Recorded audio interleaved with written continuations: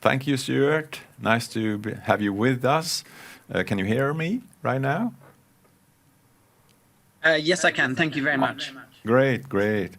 I was reminded of many things when I heard you, not just the nice time we had together when we had our conference in Sweden a couple of years ago, but I also remember that I used to free dive on the Swedish west coast, and then it's interesting because if you swim on the west coast here, you can actually hear the wrasses. That is in Swedish bergylta, Labrus bergylta in Latin.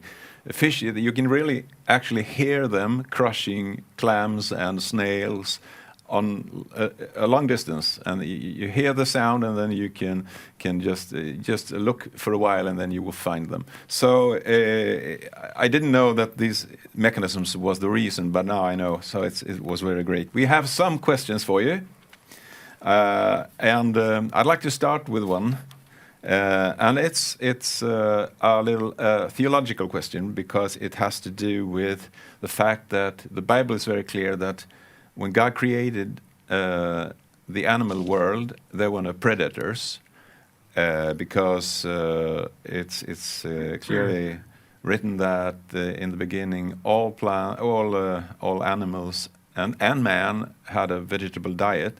So so that's a question, because many of the examples that you took here has with predatory adaptations to do, because they are enormous. For instance, the deep sea dragonfish with its monstrous appearance and so on. So I would like to ask you how you answer people who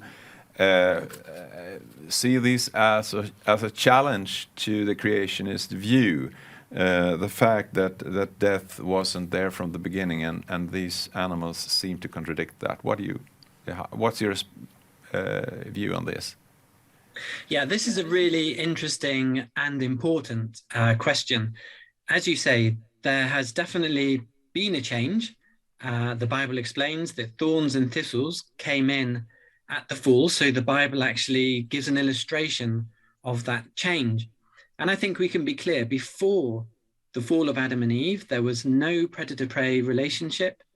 All the animals were probably beautifully, brightly colored, but following the fall of Adam and Eve, there was the predator-prey relationship, and many animals, especially, for example, mammals, lost their bright colors. It's quite interesting, if you go to a very sheltered area like a coral reef or a dense jungle, you do find very brightly colored birds of paradise or coral fish. So where there is protection, God seemed to have left the bright colors on these creatures. So the question is, how did this change take place? Now, we can't be sure exactly what happened, but there are a few different explanations, and it could be a combination of these. But firstly, there could have been a change of use. So, for example, lions have very sharp teeth and sharp claws. It's possible that they used these before the fall to break up vegetation, and that after the fall, they then used their sharp teeth and claws for something else, i.e. the predator function. It's interesting that during the Second World War in the United Kingdom, there was a policy for 5 years that zoo animals would not eat any meat because of rations.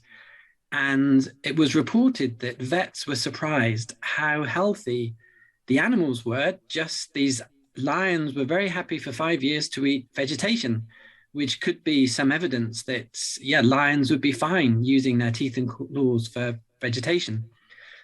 So a change of use is one answer. A second answer is God may have pre-programmed and pre-adapted creatures to change, God knowing that there would be this fall. So God pre-programmed information to make changes such as sharp teeth or claws or the big mouth of the dragon fish. And interestingly, in the last few years, biologists have been surprised to find rapid adaptation through continuous environmental tracking. So we see very rapid adaptation today because animals have this pre-programming. So if the environment changes, they already have a design that is adapted to that environment. Something which supports intelligent design. It's something that people are working on at the Creation Research Institute in the States, this rapid pre-adaptation. But that exact principle could have happened at the time of the fall, that God pre-programmed things to change. But thirdly, there's also the possibility of supernatural intervention, and I'm open to this being possible as well, that God supernaturally introduced thorns, thistles, and other design changes at the time of the fall. The reason I think that's possible is because if you look at the Tower of Babel, God intervened supernaturally. If you look at the flood, God intervened supernaturally. So maybe God intervened at the time of the fall to make design changes. So we have at least three reasons how things could have changed to create this predator-prey relationship, to create predators with the designs that they needed. We can't be too dogmatic, but within that, you can see clearly that there was a way things could change. Interesting. And there might also, to a lesser extent, it might also be a matter, I think, about habits changing. Will youngsters see their I mean, if there was a situation with not so much to eat, then perhaps parents started to eat vegetables, and their kids then saw the parents and took after their habits. It might also be a little bit of explanation, perhaps. You had some question also? I have one question as well, yeah. First, thank you for a very interesting talk. I was thinking, you were finding these very intricate mechanisms in nature. And I was thinking that whether if you see any difference in, like, you as believing in intelligent design, like, do you see that people who believe in intelligent design are more prone to find these intricate mechanisms in nature, or do you see a difference in interest or eagerness or to find these? Yeah. Okay, that's an interesting question. I think there's a related question, which is, do engineers find it easier to see the intricacies? Because, for example, some of these mechanisms that I've been looking at, you would need at least a master's degree in engineering to understand linkage mechanisms. And so I have met biologists who have no physics, no maths background, and they struggle to appreciate some of these mechanisms. But I also know biologists who have studied physics and maths, and they have a good understanding.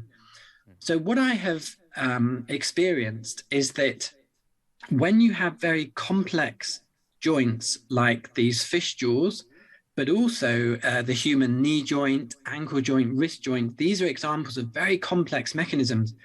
When you're faced with a complex mechanism, people can go one of two directions because they don't understand it at all. Like Nathan Lentz in America, he says, oh, the ankle joint is just a mess, but he's saying that because he doesn't understand it.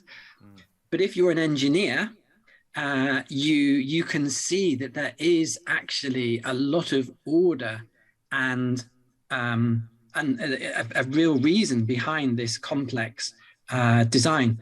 But what I would say is that if you are really entrenched in an evolutionary worldview, because evolution predicts bad design, there is the danger that you're closing your eyes to observational science. So in that sense, if you believe in intelligent design, you're more open to the possibility that there's some complex engineering in front of you, and that has to be an advantage.